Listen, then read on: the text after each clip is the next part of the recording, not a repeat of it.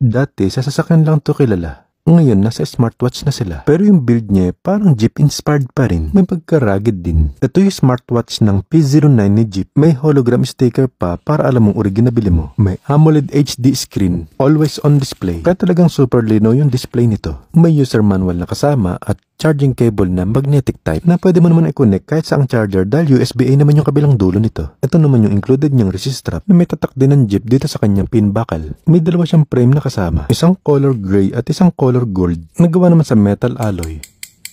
Ito naman yung mismong smartwatch. Iba talagang gumawa si Jeep napakapulido. So dito nga ikinakabit yung kanyang pinaka-frame. Parang ito na rin kasi magsisilbing pamprotekta niya o armor niya. Hindi nga din madaling matatanggal itong kanyang pinaka-resist strap dahil may pin lock naman yan. Napapabilib talaga ako ng smartwatch ng Jeep. Bukod sa budget friendly na, maganda pa yung quality na halata mong hindi tinipid. May logo pa nga ng Jeep kapag open mo. Dito pa nga lang masasabi mo ng high quality siya. May shortcut din yung kanyang mga function dito sa main screen na pwede ka din mag-add ng favorites. Burst mode nga din yung pag-navigate sa kanya. Responsive din kasi yung kanyang touchscreen. May mga features yan katulad ng GPS, IP68 waterproof and water resistant. Capable siya ng Bluetooth calling and messaging. Pwede ka din mag-set ng password dito. May health monitoring features din yan. Katulad na lang itong 24 hours heart rate tracking na kailangan lagi nakasuot sa wrist mo. Pwede naman din kasing walang hubaran yan dahil IP68 waterproof naman. Long life pa yung battery niya. May pang-monitor din ng blood oxygen yan o SpO02. May sleep monitoring at stress. May sports mode at exercise mode na napakadaming kategoring pwede mong pagpilian na nasa-save din yung records niya. Capable din siya sa messaging. May pang-control ng camera at music. May decompression at sleep aid. Capable din siya ng AI voice command. Siyempre pwede mo din itong gawing alarm clock at pang-stopwatch na rin. May period prediction at may pang-find na rin ng phone. Apat pa yung games na naka-install dito. Kaya marami ka na din pagpipilian kung sakaling naboboard ka na. Ayos din to lalo na pagka wala kang magawa habang naghihintay. At ang nagustuhan ko pa nga dito ay napapalitan yung kanyang frame. Parang na din nagpalit ng smartwatch dito.